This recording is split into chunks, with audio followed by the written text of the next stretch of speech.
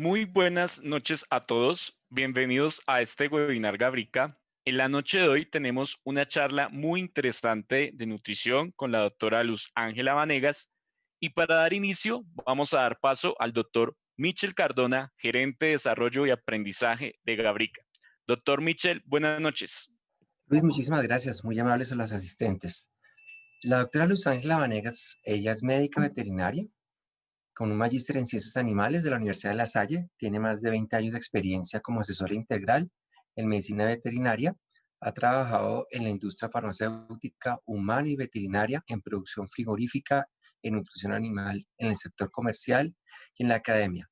Actualmente se encuentra implementando sistemas de producción sostenibles y sustentables en grandes y medianos animales y nutrición clínica de pequeños animales, donde tiene práctica privada de asesoría. Además de eso, es docente de la Universidad de La Salle en las áreas de nutrición clínica, sistemas de producción en monogástricos y es coordinadora del semillero de investigación y profundización de la nutrición en la medicina veterinaria CIPRON MB. Doctora, buenas noches. Bienvenida. Buenas noches a todos, ¿cómo están? Espero estén muy bien. ¿Me están escuchando bien? Primero que todo. Perfecto. Listo, perfecto. Bueno, entonces buenas noches. Es un placer otra vez estar aquí compartiendo con ustedes este espacio. Y precisamente hoy vamos a hablar de un tema bien importante que es precisamente la nutrición en en razas pequeñas, sobre todo que es de pronto una de las áreas más interesantes o una de las áreas que últimamente ha venido desarrollándose con con un gran énfasis. Entonces vamos a empezar pues hablando o especificando pues qué es una raza pequeña o cómo se cataloga. Básicamente una raza pequeña es en perros, estamos hablando de animales de menos de 40 centímetros de alzada, y hasta 6 kilogramos de peso vivo. Todo animal que sea de ese estándar, más o menos de tamaño, y que no alcance a llegar al estándar de su raza, es decir, si yo tuviera un Yorkie, por ejemplo, y el estándar de raza me dice que es de 3,2 kilos, y este perro mío no me llega a ese tamaño del estándar de la raza, a ese perro se le llama toy. ¿Listo? Estos perros toy tienen unas características bien interesantes y es que ellos tienen un crecimiento acelerado, es muy rápido. Y eso pues los hace particularmente complejos al momento de manejar la nutrición, al momento de manejar comportamiento y también por su larga, digamos, generación de vida, pues son bastante longevos, pues tiene también otras implicaciones bien importantes, la etapa del desarrollo sobre todo. Regularmente estos son perritos muy activos, unas tasas metabólicas altísimas, diferentes a las de cualquier otro perro estándar o incluso gigantes, muchísimo mayor. El consumo de energía de estos perritos es mucho mayor, como lo vamos a ver ahorita más adelante. Y es por eso que muchas veces, si uno compara perros, pues hay perros desde 1 kilo hasta 115 kilos de peso. O sea, es una especie única en el sentido de que siendo perros hay tanta diversidad. Y básicamente lo más llamativo es que, por ejemplo, mientras un perro de raza pequeña puede alcanzar su madurez hasta los 8 meses, o hacia los 8 meses de edad, ya es un perro adulto, un perro gigante puede demorar 2 años en catalogarse como un animal adulto. Y eso hace específicamente grandes diferencias en cuanto al comportamiento, como les decía, y al manejo de este tipo de razas. Entonces, por ejemplo, hay muchas realidades y muchas cosas que como que no son muy claras en el aspecto de lo que son las razas pequeñas. Entonces, muchas personas dicen, no, pues es que una raza pequeña come menos. Pues sí, pero deberían comer con una mejor calidad de alimento. Que son ideales para espacios de reducidos, sí, también, pero ellos tienen predisposiciones a fracturas y a no desgastar sus uñas, sobre todo si tenemos pisos muy lisos. Estos perritos no, lo más recomendable es que ojalá no estén en pisos muy lisos porque pues su capacidad de agarre es mucho menor. Lo otro es que sí, claro, son tiernísimos, son muy lindos, pero si no los manejamos comportamentalmente a eso, vamos a tener un perro problema, en el sentido en que como los vemos pequeños, y sobre todo los dueños cuando los ven tan pequeños, pues tienden a sobreprotegerlos. Y eso hace que el perro tenga una carencia de normas y crea que está en un ambiente de falsa dominancia y eso hace que genere posteriormente agresiones. Lo otro es que, claro, ellos son aún más parte de la familia que incluso que algunos perros un poco más grandes. Pero es más bien el cariño y el amor que obviamente le da el propietario, y los propietarios que tienen específicamente este tipo de raza son muy observadores, son mucho más observadores y mucho más detallistas que quizás algunos propietarios de otro tipo de razas que son un poco más grandes. Es como más notorio, porque pues prácticamente permanecen eh, mucho tiempo, son digamos fáciles de trasladar, entonces es mucho más sencillo de alguna manera llevarlos a todo lado. ¿Qué otra cosa es importante aquí agregar? Regularmente estos perros algunas personas dicen, no, esto no requiere mucha actividad. Todo lo contrario, estos perros son mucho más activos que incluso perros un poco más grandes. Lo otro es que ellos requieren de socialización, porque si no tienen socialización con otros perros, regularmente desarrollan algunos trastornos de ansiedad, de ladridos compulsivos y de destrucción. Eso, pues básicamente es también una parte del comportamiento. Lo otro es que algunos perros o de estas razas aparentemente pareciera que fueran miedosos porque son pequeños o que habría que protegerlos. No, realmente el perro es miedoso es cuando no se ha relacionado con otros canes y no sabe cómo comportarse. Entonces, si no sabe cómo comportarse, pues va a tener, digamos que, algunos episodios fuertes de agresión. En cuanto a lo que les comentaba de las curvas del crecimiento, de pronto ustedes han visto esto a nivel de pues, de internet. Y pues realmente esto qué es.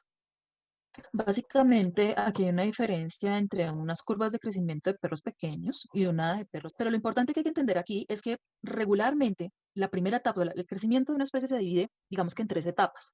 Hay una primera etapa que es muy cercana al cero. Esa etapa se llama la logarítmica. Digamos que es un poco lenta esa etapa en el crecimiento en general. Pero después de un tiempo, que a la hora de la verdad en estas razas es muy corto, inicia un crecimiento exponencial, o sea, es un crecimiento muy rápido celular. Y eso hace que estas razas precisamente alcancen el desarrollo mucho más rápido que otras especies. Si uno compara estas dos tablas, se da cuenta uno que digamos que esta subida, esta curva es un poco más acelerada que la de una raza mediana, que incluso para que ellos llegan a la asíntota, que es básicamente cuando ya se establece el crecimiento, de ahí el animal ya no puede crecer más, pues regularmente es un poco más anticipada que la de un perro mediano. Y eso tiene varias implicaciones. Una de ellas es que, por ejemplo, si yo estoy hablando de una raza pequeña, tendríamos que específicamente decir que en la parte en donde se están desarrollando, donde están creciendo, sobre todo donde se está desarrollando este perro, la primera parte del desarrollo tiene mucho que ver con el desarrollo del sistema inmune, primero obviamente, y luego del sistema óseo. La idea es que ese sistema óseo, en ese pequeño espacio de tiempo que en las razas pequeñas se da precisamente antes del destete, es mucho más avanzado que en las demás razas, que ese periodo, digamos que tiene una gran ventaja y es que está soportado por la madre, ¿sí? Más o menos duramos los 45 días y probablemente durante ese periodo antes del destete vamos a tener un apoyo de la madre en ese crecimiento. Entonces allí es donde se va a depositar pues todo el tema óseo, la parte inmune, y posteriormente a que haya tenido ese proceso de afianzamiento del sistema óseo, es que va a empezar a depositarse otro tipo de tejidos. Probablemente empiece el tejido muscular, posteriormente crecer, y ya lo último que se va a desarrollar, lo último que va a estar, digamos, depositándose en ese animal cuando ya ha llegado a la asíntota que les comentaba del crecimiento, será el tejido adiposo. Sino que en este tipo de razas alcanzamos ese desarrollo mucho antes que las demás. Entonces, esta gráfica lo que nos quiere decir es que estas especies son muy precoces. Ellos al periodo del destete similar para todas las especies ya han pasado prácticamente la primera parte del afianzamiento muscular y prácticamente la parte del crecimiento óseo ya pasó hace mucho tiempo. ¿Eso qué implica?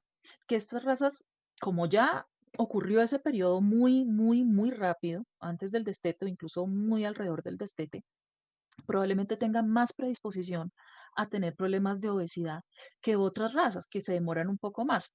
Que el tema en otras razas un poco más grandes es la deposición como tal del hueso, que es un poco más lenta, es un poco más tardía.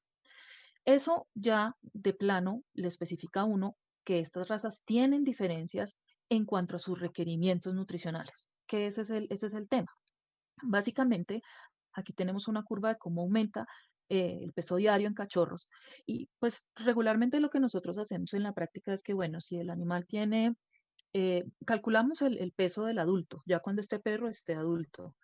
Y cuando hemos pasado del 80% del peso, digamos, adulto que va a tener este animal, ya, digamos, manejamos unas tasas metabólicas, o sea, una energía diferente que cuando está en periodo de crecimiento, que es donde hacemos una pequeña restricción, que es cuando se llama así, restricción del crecimiento.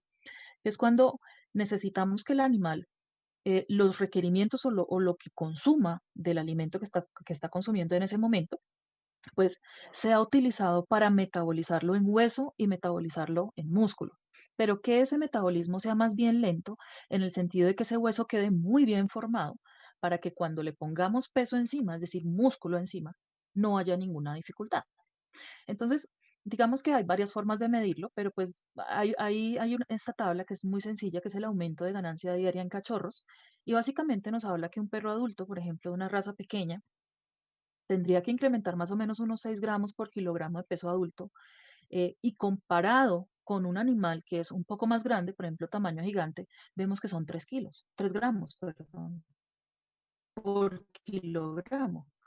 Eso nos da a entender que el crecimiento es muchísimo más acelerado y entre más pequeño el perro, probablemente mayor sea ese crecimiento acelerado.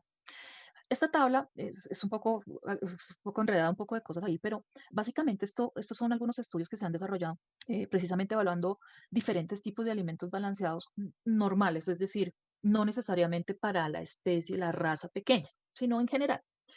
Y pues en algunos casos lo que se ha encontrado es que los alimentos balanceados económicos que llamamos digamos, en la parte nutricional económicos, hay unos un poco en costo un poco mayor que serían los estándar, luego vienen los premium, luego vienen los super premium, los high premium, que son diferentes tipos de alimentos con diferentes características que mejoran en la medida en que van subiendo, pues mejora su calidad. Que se encuentra muchas veces, que los concentrados económicos y estándares a veces tienen algunas marcas, no todas, pero sí algunas dificultades en cuanto al balanceo, sobre todo en lo que tiene que ver con la fibra y con la proteína, básicamente.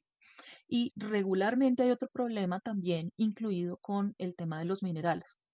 Entonces, en este cuadro simplemente es como para empezar ya a diferenciar varias cosas en donde uno debería empezar como médico veterinario y pues como persona que asesora a otros en relación a lo que va a comer su mascota, tiene que empezar a pensar en que realmente sí hay una diferencia en las razas, hay una razón de ser por la cual no debemos alimentar a todos los animales de la misma manera. Y que el enfoque que se da cuando uno utiliza un alimento especializado para una raza no es tanto porque es una raza y porque es la marca, y no, no es eso. Es porque realmente sí hay unas diferencias en cuanto a ese conocimiento. Por ejemplo, dentro de los concentrados en general, o los balanceados, como se les puede llamar a nivel del mercado, pues hay varios tipos, ¿no? Hay económicos, como les decía, estándares, algunos de ellos tienen unas relaciones calcio y fósforo un poco elevadas, como de manera general para todas las razas. Sin embargo, digamos que eso no es tan así, porque muchas veces estos excesos, o aunque estén dentro del rango del requerimiento, pueden ser un poco superiores para la raza que se requiere, y sobre todo si tiene un crecimiento acelerado. Entonces, muchas veces no por el hecho de tener más calcio o tener más fósforo sea más beneficioso. Todo lo contrario, puede generar problemas en este momento. Y probablemente otra de las cosas que regularmente ve uno cuando está en la clínica con pequeñas especies es la formación de cristales, muchas veces relacionados con los minerales, otras veces relacionados directamente con la dieta y otras veces relacionados ya con patologías específicas que se puedan presentar o predisposiciones que tengan estas razas. Entonces, ese punto es también importante. Hay que empezar a ver a los alimentos balanceados de toda la variedad que hay en el mercado, empezar a ver cuáles son los puntos que debemos escoger o elegir para poder darle una buena asesoría y una buena calidad de alimento al animal que tenemos en este momento en casa. Básicamente aquí en la parte de estas exigencias energéticas para el mantenimiento de canes, pues estos son básicamente cómo se calcula la energía que se va a ingerir, que va a ingerir un animal. Básicamente un perrito eh, come porque hay una deficiencia de energía, ¿sí? En su organismo. Entonces simplemente se disparan unos mecanismos que lo hacen comer. Pero si nosotros vemos este comparativo, resulta que las razas pequeñas multiplican o tienen unas fórmulas que básicamente es unas constantes, por decirlo así, que se han evaluado, eh, por multiplicadas por el peso metabólico del animal, que es básicamente el área que tiene este animal en cuanto a la energía que va a consumir.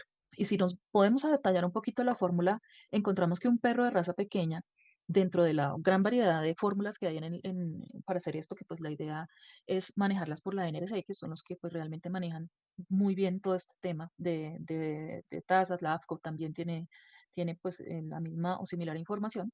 Es que un perro de raza pequeña puede ingerir entre 100 a 336 kilocalorías al día, dependiendo de la raza y dependiendo también de la actividad. Y si lo comparo con esta estándar de la raza, en este caso es el 105 multiplicado por el peso vivo, y luego vemos una raza grande, resulta que la cantidad por la cual se multiplica es mucho menor, 95. Incluso un border collie, que es un animal bastante activo, es un perro un poco más grande, tamaño mediano, eh, listo, claro, necesita mucho más energía, igual que un pastor alemán. Pero fíjense los terriers, que son perros pequeños, muchas veces requieren muchísima más energía que las demás. Eso significa que un perro, si voy a equiparar a un kilo de peso con las tasas metabólicas que he comentado, un perro de raza pequeña puede requerir 336 kilocalorías y un perro de raza grande puede requerir 159. O sea que sí hay una gran diferencia entre la cantidad y la calidad del alimento que se le debe suministrar al animal. La idea es que estos perritos de raza pequeña, los animalitos de raza pequeña, tengan una actividad bastante importante. De por sí, estos animales son bastante activos. Ellos necesitan un tiempo mínimo, ojalá estandarizado, de ejercicio, que debería estar entre más o menos unos 30 minutos a una hora de actividad, sin contar aquellos juegos que se hagan pues ya dentro de la casa o con la pelota o todo este tipo de actividad que de todas maneras ellos van a tender a hacer.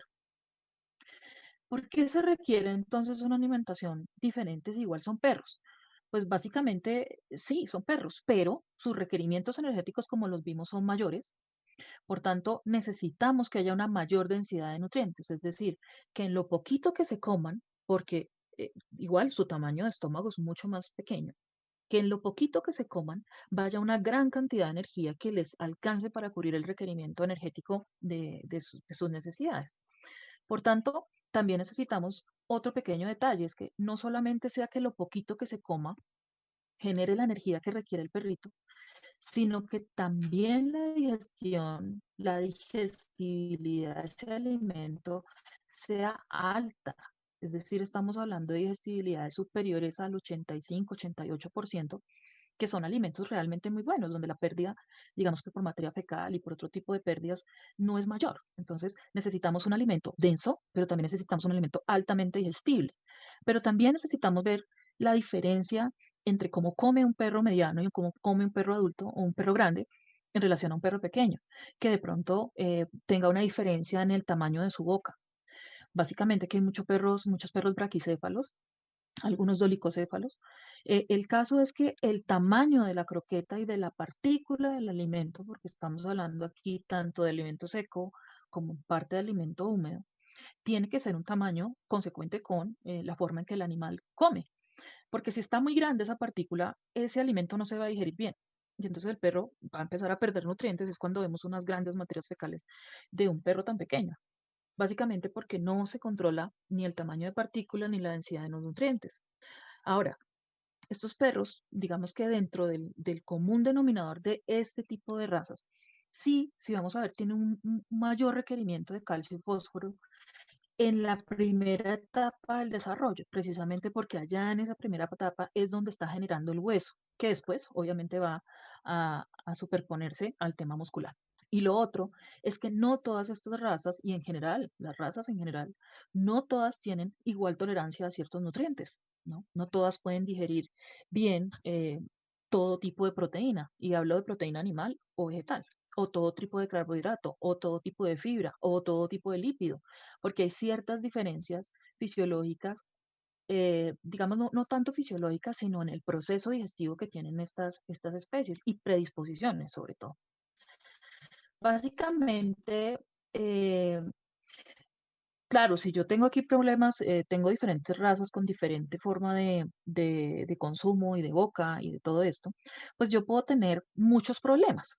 Los más comunes que tienen las razas pequeñas, sobre todo los braquicéfalos, que son, digamos, hay que poner un especial énfasis en este tipo de razas, tipo Pug, por ejemplo. Ellos en algunas ocasiones tienen malas oclusiones o tienen tráqueas muy cortas y eso hace que haya una dificultad en la masticación. Y eso, digamos que trae problemas para lo que se va a digerir, porque si el perro no logra hacer por lo menos no tan como tanto una masticación, porque muchos de ellos a veces ni mastican, pero sí deberíamos facilitar que ese alimento llegue fácilmente, o sea, fácilmente digerido en el estómago del animal y en el tracto gastrointestinal. Ahora, también es conocido que estas razas pequeñas tienden a tener algunas sensibilidades dermatológicas, que son alérgicos al pasto, que son alérgicos a algunos tipos de prendas, que son alérgicos a alimentos, que son alérgicos incluso hasta insumos de aseo. Entonces, esa es otra cosa que hay que tener en cuenta, que hay que potenciar a partir de la nutrición, potenciar para mejorar. Lo otro es que obviamente ellos tienen una menor capacidad gástrica, pues por su tamaño, pero ellos son supremamente exigentes al comer. O sea, si hay alguien exigente en paladar, de entre todas las razas probablemente sean los perros más pequeños. Ellos, digamos que pueden manejar unos rangos de proteína bruta de un 30%, grasas hasta del 22%, dependiendo del tipo de raza, porque incluso dentro de las mismas razas pequeñas hay diferencias en cuanto a los nutrientes que requieren. Entonces, digamos que aquí lo que tiene de más utilidad o el plus más importante que tiene este tipo de dietas es mirar cuáles son las sensibilidades o las predisposiciones que tenga la raza en específico y de acuerdo a eso generar unas dietas, em, digamos que apoyen o por lo menos traten de prevenir que esos problemas se den o que esos problemas ocurran. Ahí está, digamos que el plus de tener alimento específico para determinadas razas. Obviamente, poder manejar sensibilidades digestivas en cuanto a diferentes tipos de proteínas, manejar las fibras digestibles.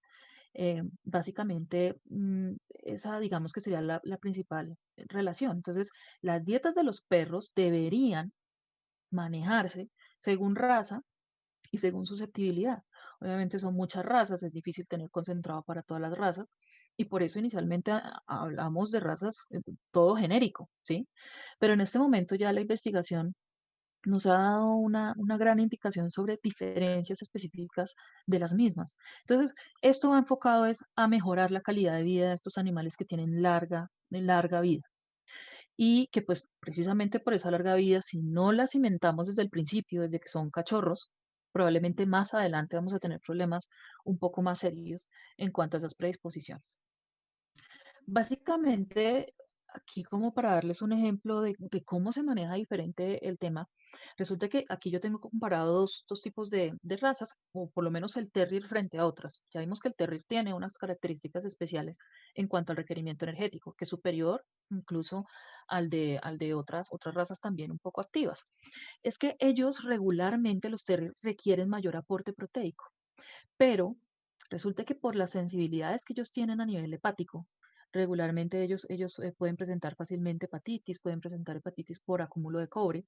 Entonces, las dietas de ellos no deben ser muy densas en grasa, ¿sí? Eso obliga a que netamente tengamos que manejar algo por el área de los carbohidratos y bajar sobre todo las concentraciones de cobre que manejaríamos en otro tipo de razas o en otro tipo de alimentos balanceados normales.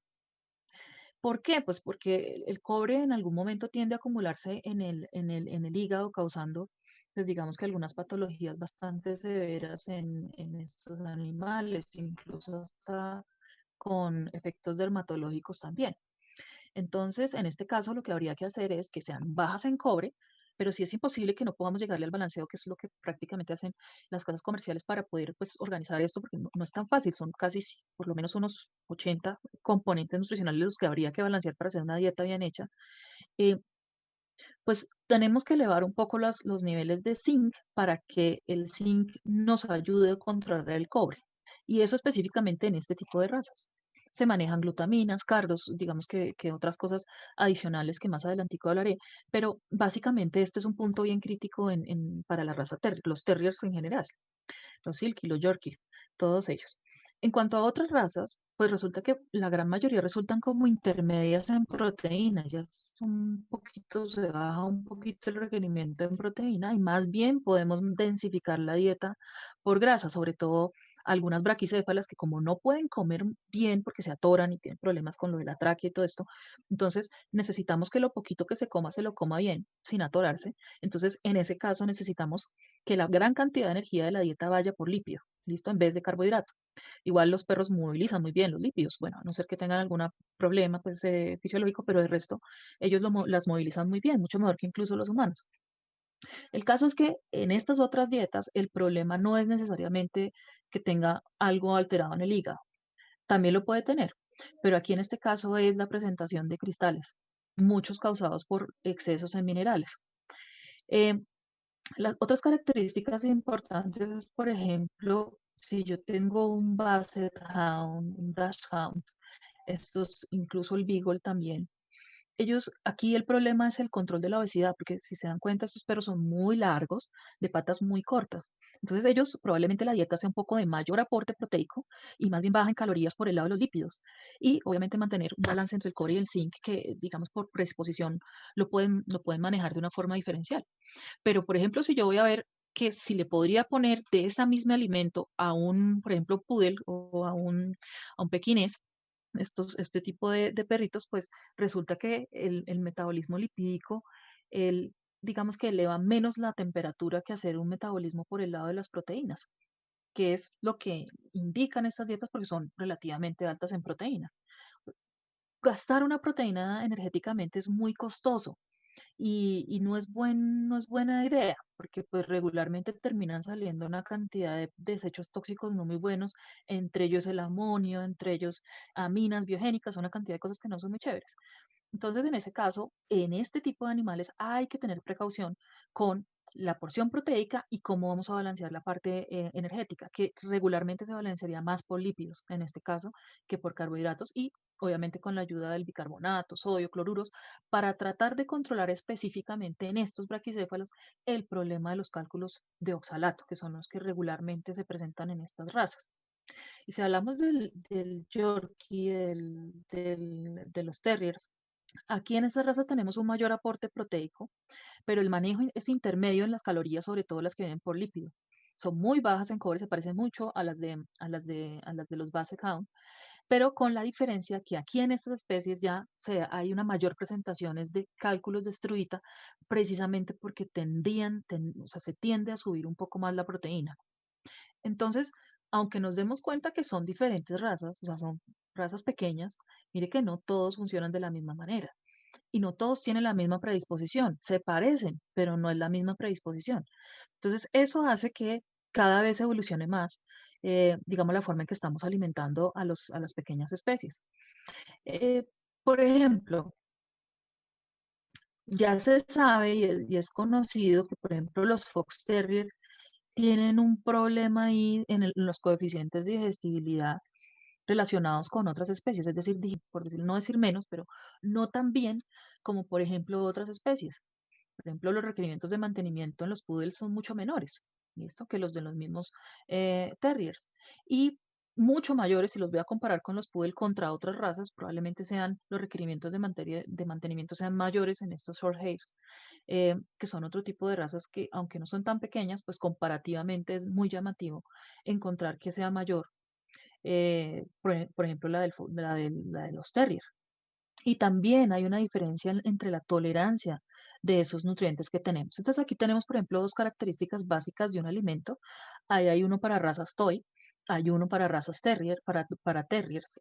Y ahí nos damos cuenta que aunque el único componente que realmente varía es la proteína, tenemos un mínimo en el toy, un mínimo en el terrier, pues recordemos que una parte importante de estas razas también es el pelo y que básicamente el 70%, o sea, el 30% de la energía general del organismo va dirigido en las razas de pelo largo, precisamente a proteger ese pelo largo, pero que si vemos alguna afectación, ya sea en alguna enfermedad o alguna predisposición que se vaya levantando, lo que vamos a tener es que ese 30% no se va a gastar en mantener un pelo, porque pues, sería lo último que nos interesaría por metabolismo mantener.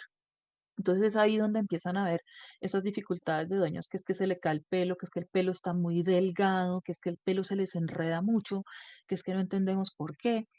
Y con solamente una variación en la dieta de algún tipo de componente, usted ya tiene un manejo diferente. Ahora, aquí también lo importante es ver la relación de los omegas 6 y 3, que son, digamos, ya manejados por muchas personas en el sentido de que ya todos tenemos un conocimiento más o menos acercado de estos omegas, que los omega 3 vienen siendo unas moléculas un poco más preinflamatorias, o sea, son adecuadas manejarlas dentro de la dieta. Y los 6 no es que sean malos, lo que pasa es que en algunos casos necesitamos un poco más de omega 3 que de 6 y en otros casos necesitamos más omega 6 que 3, pero en general no es que sean malos, hay que tener la adecuada, digamos que relación entre estas dos tipos de lípidos que hay, ¿no? Ahora, aquí tenemos algunas dietas que uno ve que son como mejoradas en el sentido de que ya han ido evolucionando precisamente para detectar estos factores y podemos encontrar que en razas pequeñas encontramos dietas que tienen entre un 15 a un 25% de inclusión en proteínas, ojalá de origen animal, ¿sí? Manejan los cereales, sí, la gran mayoría manejan cereales. Hay algunas que, digamos que se comercializan como gluten free, pero digamos que también tienen carbohidratos. Lo que pasa es que no provienen de los cereales, pero provienen probablemente de leguminosas en algunos casos. Em, También tenemos algunas mezclas de antioxidantes, precisamente porque si son dietas altas en lípidos, necesitamos que no se oxiden, porque recuerden que el paladar de estas especies, de estas razas pequeñas, es muy delicado. Entonces, detectan muy rápidamente que algo se enrancia y entonces no comen el alimento. Entonces empieza la persona a cambiar, no, es que no quiere comer, es que está como muy selectivo, es que está muy exclusivo. Muchas veces no es eso, sino la forma en que se conserva el alimento o la forma en que se le da el alimento al perrito, el tiempo en que está el alimento expuesto al aire, si estamos hablando de alimento seco. En cuanto al uso de aceite de pescados, hay muchas que ya utilizan como tal aceite de salmón, omegas incluso como tal, EPAs, DHAs, y empezaron a utilizarse otro tipo de fuentes minerales, sobre todo bien especializadas, que podríamos llamarlas de alguna manera como un mineral orgánico, es decir, que es un mineral, pero que se rodea de una proteína para que sea absorbido un poco más biológicamente y sea involucrado en el metabolismo de esa misma forma.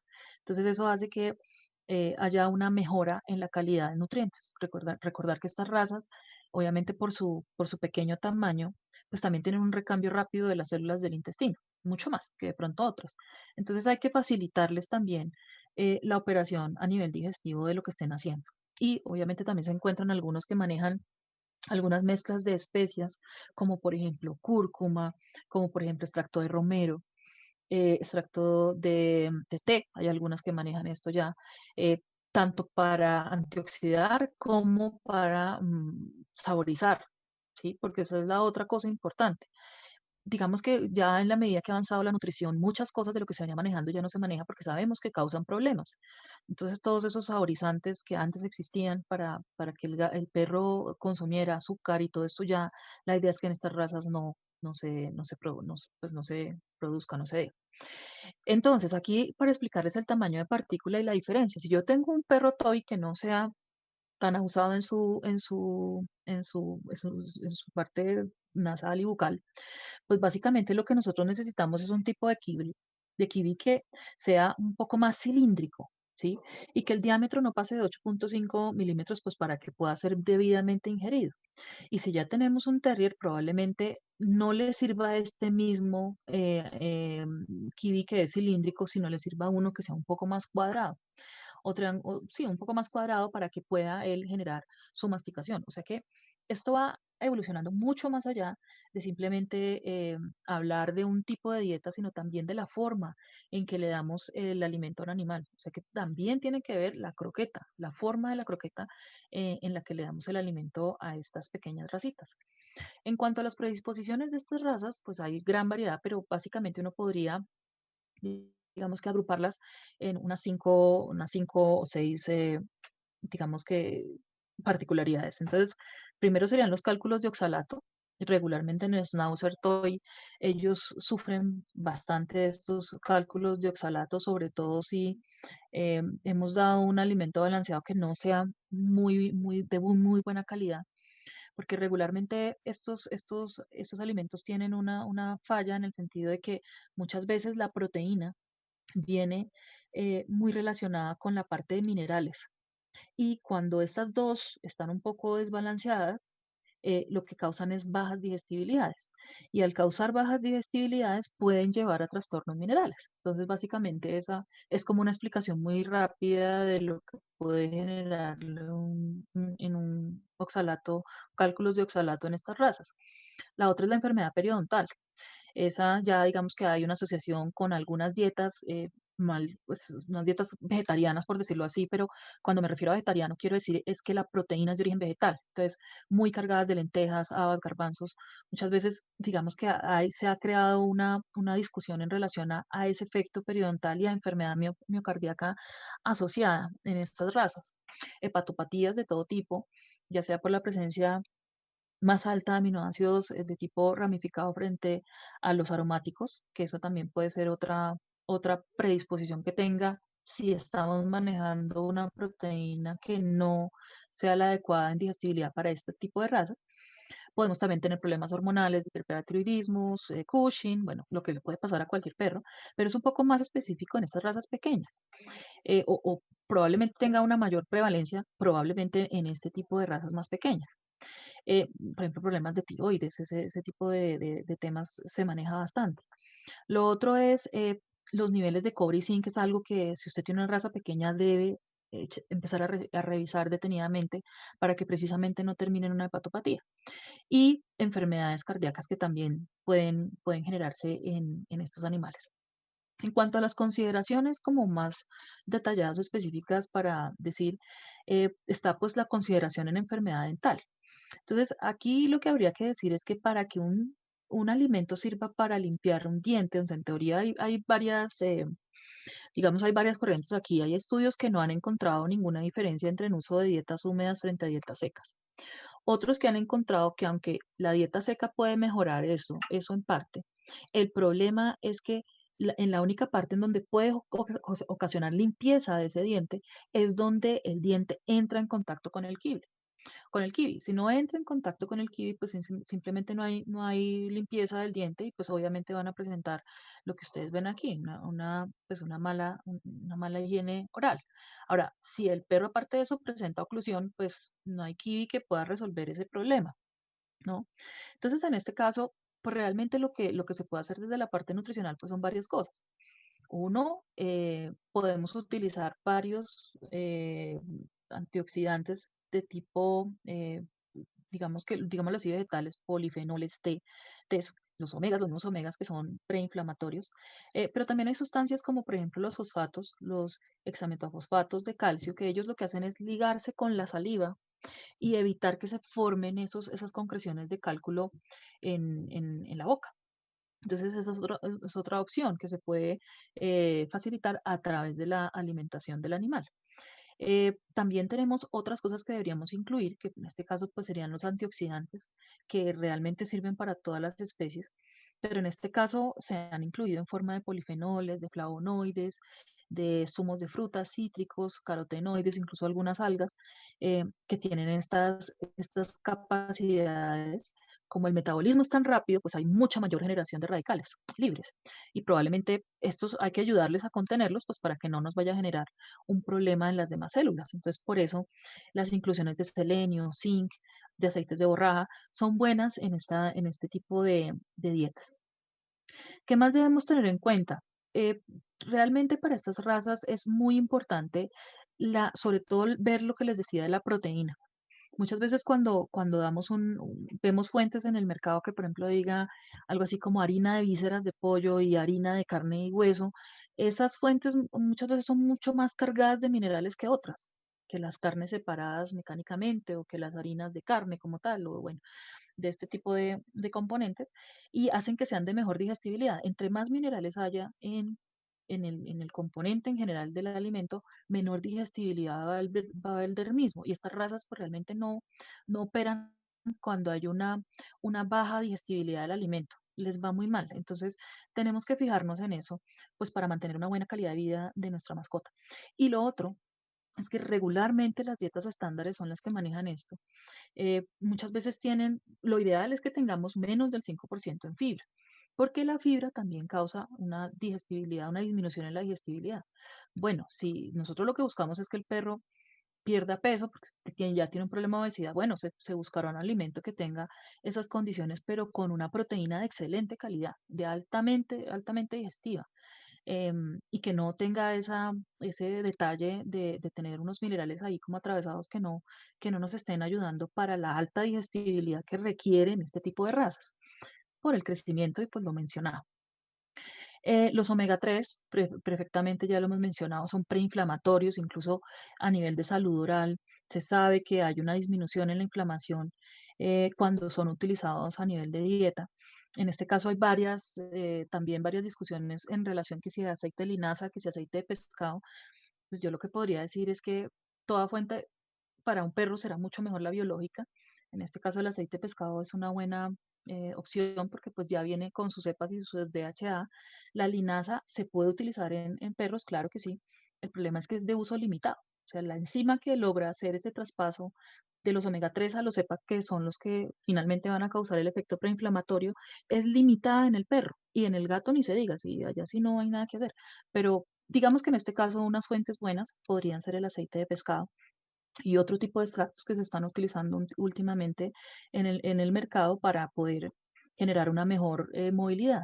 Las omega 3 también son importantes en el control de la movilización grasa, y pues tienen mucho que ver con todo lo que es el mantenimiento del sistema inmune, de los sistemas orgánicos en general y sobre todo de tasas metabólicas muy aceleradas. Es importante incluirlos en la dieta. Otra cosa muy importante son los probióticos. Recuerden que muchas de las dietas, independientemente de la dieta que sea, regularmente va a tener unas fuentes vegetales que se incluyen dentro de la dieta, pues para poder balancear cierta cantidad de nutrientes o para poder manejar el movimiento de los nutrientes dentro del perro. Entonces, los probióticos es algo que se ha incluido últimamente en las dietas y es acertado porque los probióticos nos ayudan a digerir lo que el perro por naturaleza no puede hacer. Es decir, perro por naturaleza no puede digerir una fibra, pero las bacterias sí. Y las bacterias generan una cantidad de ácidos grasos o de componentes que llegan al intestino y allá lo que producen es como una mejora de la salud intestinal. Hace que el enterocito, sobre todo que es la célula del intestino, esté bien nutrida. Y si está bien nutrida ya crece, y si crece ya absorbe.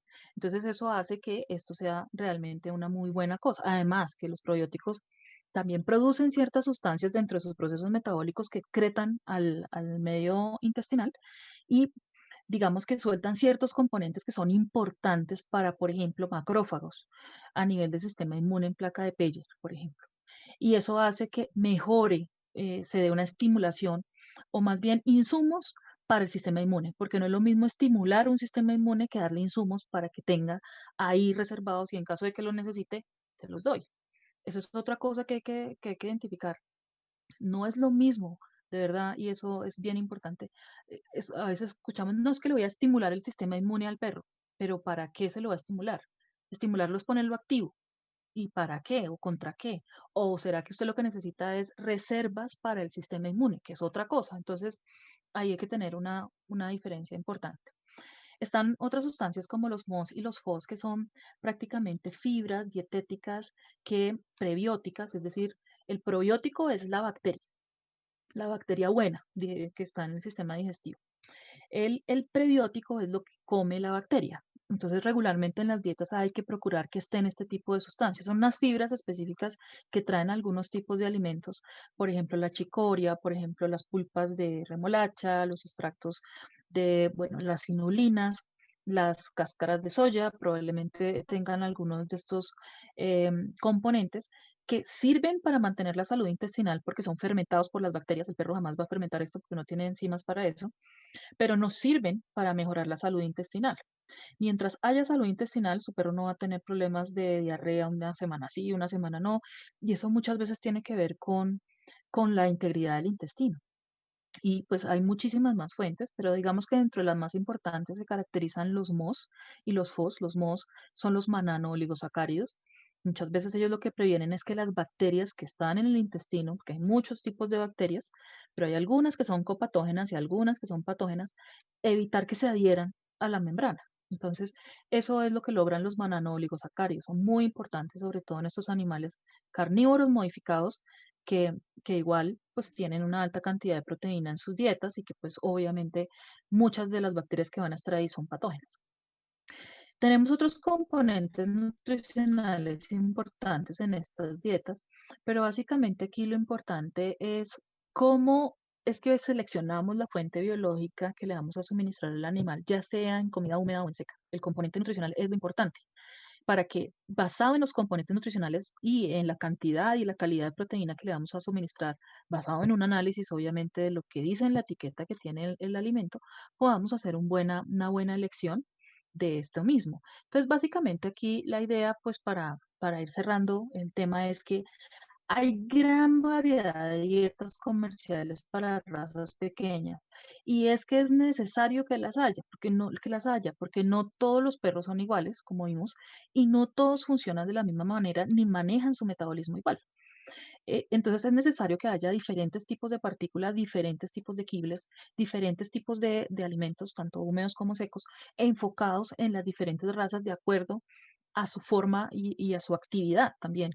Es muy importante. Por tanto, es muy importante que desde la medicina veterinaria, los que nos dedicamos pues a esa parte, de pronto seamos capaces de seleccionar el alimento indicado según la necesidad o la predisposición de la especie para efectivamente hacer para lo cual fueron diseñadas estas dietas, que es precisamente para mejorar la calidad de vida de perros que van a tener una larga vida y que adicionalmente a eso tienen una gran cantidad de patologías asociadas que podemos apoyar o disminuir desde la parte nutricional. Y a medida que vayan pues saliendo esos problemas, pues bueno, se va haciendo el tratamiento médico, pero la idea es tener una prevención respecto al manejo de estas razas tan bonitas y tan energéticas, pues terremotos que muchas veces le dicen los clientes, eh, le dicen a uno, es que es un terremoto. Pues, sí, pero es buenísimo que sea un terremoto. Es preferible tener un terremoto así sano,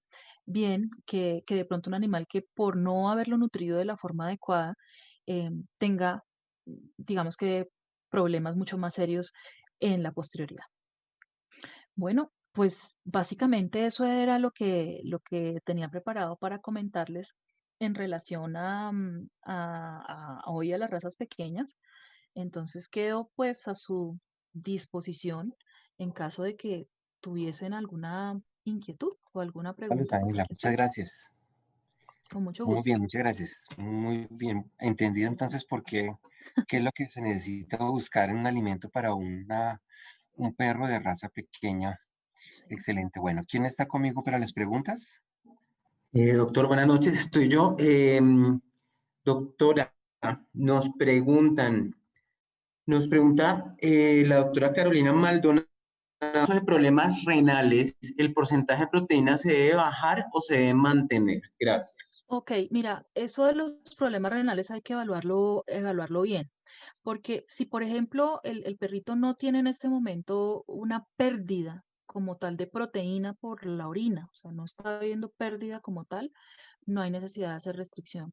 Y es más, hay muchos estudios donde se menciona que no se debería hacer restricción, a no ser que sí efectivamente tengamos una pérdida importante de proteína, y que no es tanto la restricción, fíjate.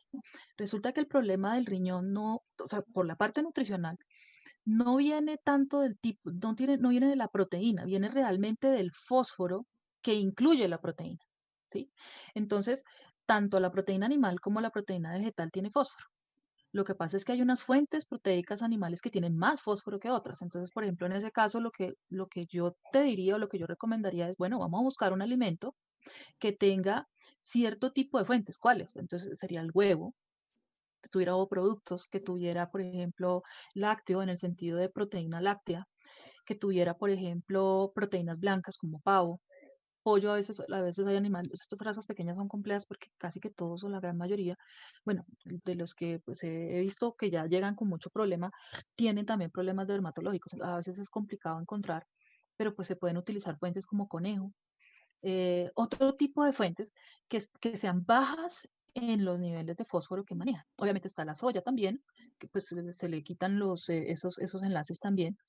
Y también se puede manejar algo que se llaman los hidrolizados. Los hidrolizados son también tipos de forma de suministrar una proteína, pero que se les quita el fósforo, son solamente los aminoácidos. Entonces eso hace que tú no tengas que restringir, das una excelente fuente proteica, porque si tú no le das proteína a un animal es peor todavía, porque pues va a desarrollar mucho más el, el proceso. Hay estudios donde dicen que si la proteína está inferior al 27% frente a la energía, la expectativa de vida del paciente disminuye. Entonces, antes de restringir, primero es mirar la calidad del alimento que se le está dando y de acuerdo a eso, buscar la mejor alternativa, que son estas biológicas que te estoy dando, y cruzarlo contra el cuadro clínico para pues, lograr hacer un buen tratamiento desde la parte nutricional y antioxidantes, antiinflamatorios, consumo de dietas húmedas, ahí sí, sí o sí dieta húmeda. No hay de otra, o sea, realmente la mejor opción es esa. Doctora Luz Ángela, muchas gracias. Una respuesta bien, bien completa. Gracias. Nos preguntan también la doctora Alexandra Cortés. Doctora, mil gracias. ¿Qué opinión tiene usted sobre los transgénicos en el concentrado? Mm. Bueno, digamos que eso hay varias realidades. Digamos que los alimentos balanceados de los perros tienen una particularidad y es que muchas veces los nutrientes que se utilizan, o pues eso ya es sabido, pues compiten con la alimentación del humano. Y eso, digamos, hace que, y cada vez el cliente o la persona que tiene un perro, el propietario de mascotas, es mucho más conocedor y sabe qué es lo que le está dando a su mascota. Digamos que hay varias vertientes en eso en relación a que de pronto en algunos estudios hablan de la posibilidad de hacer algún tipo de mal control en relación a los radicales libres causados o producidos por esos transgénicos, ¿sí? Hay otros estudios que dicen que no hay una gran representatividad en el sentido de que eso pueda ocasionar más o menos radicales libres y que pueda inducir la presentación, por ejemplo, de tumores o de otro tipo de cosas. Eh, digamos que en este momento hay muchas casas comerciales que están manejando transgénicos y cada vez va a ser mayor precisamente por la forma en que estamos alimentando a las mascotas. Entonces lo que hay que ver es tratar de elegir alimentos, o sea, balanceados, que por lo menos no tengan tanta cantidad de preservantes o de otras sustancias adicionales a las principales macromoléculas que hay, em, para que eso no vaya a afectar tanto a la salud del animal. Pero digamos que eso no es un problema como tal, eso es una realidad. Y esto es como una micotoxina, esto es una realidad. O sea, eso toca es aprenderlo a manejar y bueno, empezar a seleccionar cuáles son las casas o las fuentes comerciales, que la verdad son muy pocas, que no manejan este tipo de fuentes, por costo, básicamente. Muchas gracias, doctora Luz Ángela. Recordamos a todas las personas asistentes para que se inscriban. Estamos enviando por medio de nuestro chat una encuesta para que participen en el sorteo de libros. Tenemos hoy libros. Doctor Mitchell, ¿cuántos libros tenemos esta noche? Vamos a rifar 2 libros excelentes de nutrición. Muy bien, Carlos. ¿Qué más Perfecto. preguntas tenemos? Excelente. Continuamos con las preguntas. Entonces, Raúl Barragán nos pregunta, doctora, muy buena charla. Me gustaría saber entonces cómo manejar a los pacientes cuando los propietarios nos salen con la, abro comillas, dichosa dieta BARF. ¿Hay alguna posibilidad de lograr un balance con este tipo de razas? Sí, y yo ahí les pues voy a decir una opinión que realmente yo tengo y es la siguiente, mire, las dietas BARF es una realidad, eso ya llegó, ya se implantó, ya las están vendiendo comercialmente. No es que nosotros como médicos veterinarios cerremos los ojos a esta realidad y digamos, no, no, porque de todas maneras hay propietarios que van a insistir en ella. ¿Por qué? Por varias razones. porque es húmeda, porque es biológica, porque, bueno, han visto otros perros que de pronto les ha funcionado bien, por miles de razones. Puede ser hasta incluso temas económicos. Y lo que nosotros como médicos, o sea, nuestro deber como médicos veterinarios o como MVZs de que estén enfocados en este aspecto es asistir al propietario en cuál alimento debe escoger para su mascota, ¿sí? Independiente si es húmedo o es seco, lo más importante es que sea una dieta debidamente balanceada, ¿sí?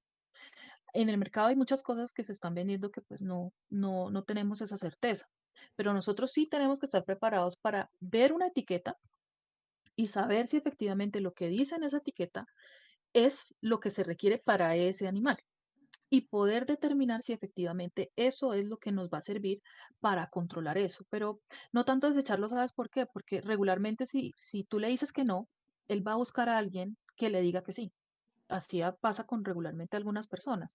Y es mejor que lo hagan bajo la supervisión de un médico veterinario o de un médico veterinario zootecnista o de un zootecnista que pues, obviamente se enfoque en la parte de nutrición de mascotas, a que lo hagan por Google, porque el daño es todavía peor para ese pobre animal y pues nosotros hemos jurado éticamente que eso no, nosotros es proteger eso, no tanto otras cosas, sino proteger esa vida de ese animal y a través de la vida de ese animal la vida del humano. Entonces, ese es el enfoque, o sea, hay que aprender a conocer las dietas y de acuerdo a las dietas asistir a esa persona para que haga el proceso debidamente.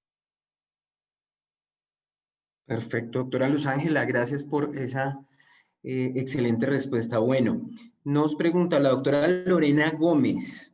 Excelente. Usualmente, ¿qué recomiendas en mascotas con paladar exigente para evitar un constante cambio de dietas?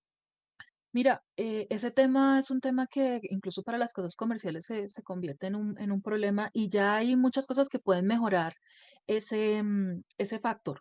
Lo primero es la recomendación de estas dietas como son, algunas son densas lipídicamente hablando, ellas se oxidan muy rápidamente si tú las dejas al medio ambiente o no tienes un recipiente bien organizado o bien sellado que mantenga la croqueta firme. Muchas veces es eso, es que estos perros solamente con oler, y se presentan también bastante en gatos, eso sí es fijo en gatos, que ellos detectan el olor de algo rancio, algo que cambió en esa dieta, algo que hizo que eso no fuera igual y no se lo comen. Entonces hay que ver, es primero cómo está el propietario guardando ese alimento balanceado o qué es lo que está pasando con él. Lo otro es que entonces si es un perro muy exigente en paladar, lo que hay que buscar es alimentos que tengan saborizantes, pero no, lo que me ha dado resultado como mejor es buscar saborizantes que sean más bien naturales, extractos de romero, extractos algunos tienen albahaca, algunos tienen tomillo, ¿sí? Esos son orégano, también se manejan algunos antioxidantes de este tipo y saborizantes de este tipo que, digamos, mantienen el sabor o potencian el sabor de una forma distinta a un químico. Esa podría ser la opción, pero no, digamos que no sería una muy buena idea cambie y cambie y cambie de dieta, porque cada vez que tú cambias de dieta, cambias la flora y eso se va a ver afectado digamos, en la forma de la alimentación del perro. Y hay que ver otros factores también.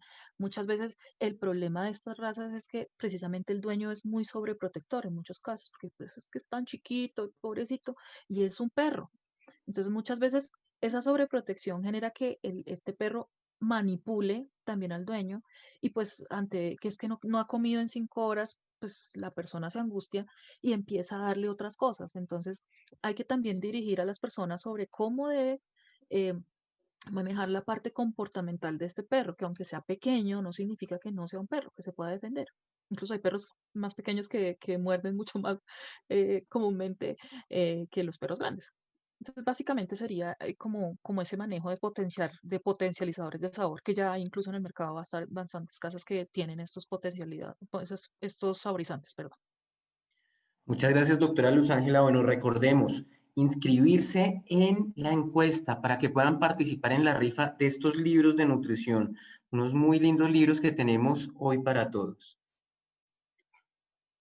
El doctor Juan Sebastián González nos pregunta, doctora, para adultos de raza pequeña con obesidad, y hace la aclaración, condición corporal de 7, 8 y 9 de 9, ¿qué alimento es recomendado y cuál sería la composición ideal en proteínas, grasas, fibras, etcétera? Ok. Mira, para, digamos que hacer un protocolo de bajar de peso hay varias consideraciones que hacer. La primera es que tenemos que manejar tasas metabólicas diferenciales, es decir, tú no puedes, y esa sabes que es una charla, una pregunta bien interesante, porque regularmente nosotros manejamos una sola tasa metabólica, ¿sí? Es de un perro activo o un perro inactivo. Pero resulta que cuando nosotros estamos manejando esos, nosotros no podemos manejar una tasa de inactividad. Uno muchas veces tiene que manejar tasas energéticas mucho más inferiores, por decirlo de alguna forma. Entonces, si la inactividad es 95 por el peso vivo elevado a la 0,75, que es como se maneja regularmente, cuando nosotros tenemos un perro en condición corporal 8 o 9 o por encima de esa condición corporal, probablemente primero debemos arrancar con un 80 por el peso vivo elevado a la 0,75. Primero para no generarle tanta ansiedad y tanta angustia, porque este perro pues se le va a bajar la cantidad de alimento y pues va a tener un problema. Esa es la primera consideración. La segunda consideración es ver ese perro clínicamente qué es lo que está movilizando mal. Y si está movilizando mal los lípidos, si tiene un problema hepático, ya tenemos alguna complicación renal o vemos algún problema en páncreas, eso hace que nosotros escojamos una dieta diferente. Las dietas para bajar de peso regularmente son altas en proteínas, es decir, estamos hablando más del 28% de proteína en estas razas pequeñas. Estamos hablando de una que se sube un poquito la fibra, es decir, estamos hablando de un 6 hasta un 8% en fibra si es seco. ¿Listo? Los minerales deben estar inferiores a 7, ojalá fueran 6, 5, 7 en ese orden de relación. Y los lípidos y frente a los carbohidratos es el tema de ver qué tipo de carbohidrato es el que le están manejando en las dietas. Por ejemplo, un alimento balanceado para bajar de peso que tenga arroz no es una buena opción. En cambio, si yo consigo una fuente nutricional que tenga, por ejemplo, espelta, que tenga, por ejemplo, sorgo o que tenga, por ejemplo, cebada perlada, esas fuentes son buenísimas para bajar de peso porque tienen más carbohidrato estructural, fibra, que sacia más que de pronto un arroz. Entonces, fíjate que no es solamente qué tipo de alimento, qué composición nutricional tenga, porque yo la composición nutricional la puedo eh, tener a partir de pura proteína vegetal y no hay problema, es más, lo vemos en algunos alimentos balanceados. El tema es cuáles son los componentes que tiene ese alimento. Y regularmente uno debería buscar ese tipo de fuentes, proteínas blancas, proteínas fácilmente digestibles. Deberíamos buscar que los lípidos que estén manejándose, ojalá vengan de grasas de pollo, probablemente si es animal, probablemente si es vegetal. Hay algunos que ya manejan aceites de canola, aceites un poco más especializados. Em, y sobre todo el tipo de fibra es muy importante porque la fibra es lo que finalmente va a obligar al organismo a que baje de peso, o sea, que haga lipólisis. Pero adicionalmente a todo esto que te estoy diciendo nutricionalmente hablando, eh, también tú tienes que darle insumos a ese animal para que baje de peso. Es decir, si el perro no está bajando peso, probablemente sea porque le haga falta el movilizador de grasa ideal, que en este caso es la L-carnitina. Entonces, o se la suministras como medicada como tal, o se la das en el alimento balanceado. Entonces, hay que buscar un alimento que tenga L-carnitina, que tenga niacina, que tenga colina, las que ayudan a la movilización de grasas. No necesariamente hacer con un medicamento como tal, sino empezar a aprender a seleccionar los alimentos de acuerdo a la composición nutricional y a los componentes nutricionales, que es lo que de pronto no hacemos. Y por eso nos fallan los tratamientos para perros obesos. Muy bien, doctora, muchas gracias. Ya nos estamos pasando un poco del tiempo, vamos con nuestro sorteo. De verdad, muchas gracias. Yo creo que hay un par de preguntas, pero yo creo que se nos sale un poco del tema de razas pequeñas. Vamos a tener como otra vez que volverla a invitar, doctora. Qué bueno. Bueno, Me encanta. Me yo encanta que feliz. ayudes porque la podemos invitar otra vez. Tenemos una buena excusa. Sí. Entonces, ¿quién me va a colaborar con el sorteo del equipo?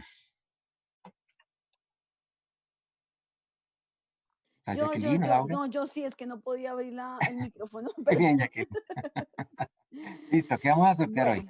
Bueno, las fotos las están compartiendo, si mal no estoy en la pantalla.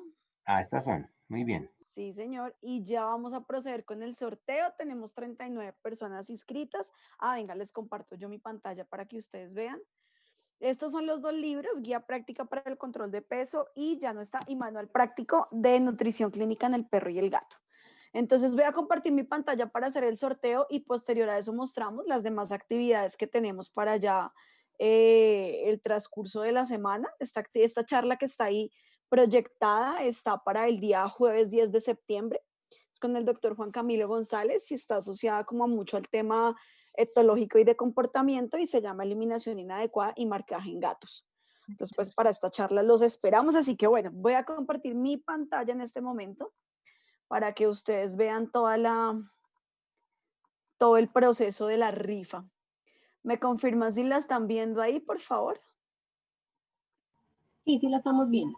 Listo, entonces vamos desde Diana Suárez hasta... Era Laura y alcanzó a contestar. Había contestado hasta Anthony.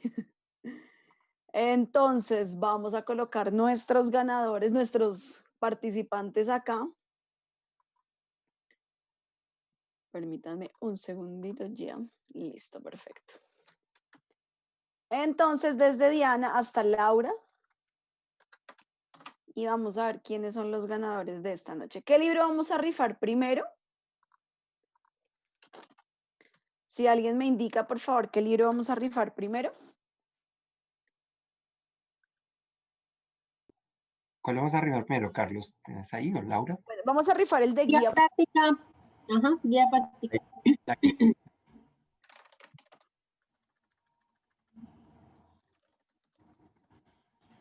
Bueno, recuerden que la persona ganadora tiene que hablarnos en el chat, decirnos pues que se encuentra presente para que mi compañero, el doctor Carlos Becerra, les envíe un link y ustedes a través de ese link me envíen todos los datos para poderles hacer el envío de su premio. Bueno, el ganador o la ganadora de este libro de guía práctica es Mariana Bejarano Martínez. Mariana, regálanos, ya nos saludó por acá Ya Mariana. Perfecto, Entonces ya tenemos, felicitaciones. ya ella contestó, ya está ahí lista, vamos a sacarla de nuestra lista. ¿Cómo es el nombre del segundo libro, por favor, para saber quién va a ganar? Manual práctico de nutrición clínica en perros y gatos.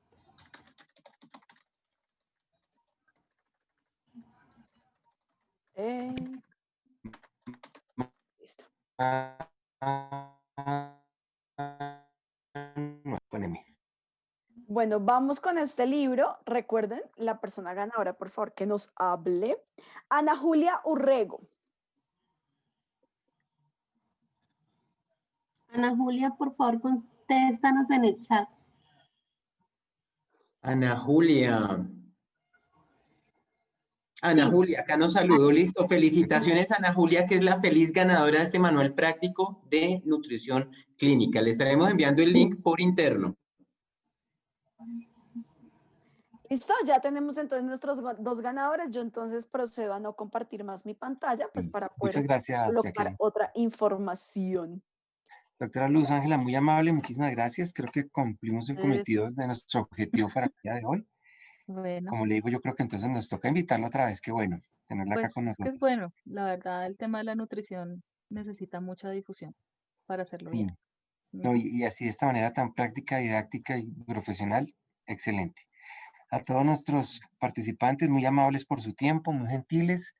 Los invitamos con el doctor Juan Camilo González, médico veterinario con maestría en etología, eliminación inadecuada y marcaje en gatos. Hace práctica privada, es docente, investigación. Los invitamos. Va a estar muy, muy bueno el tema, les va a encantar. Listo. Bueno, feliz noche a todos, equipo. Muchas gracias, doctora. Feliz noche, que estén todos muy bien. Gracias.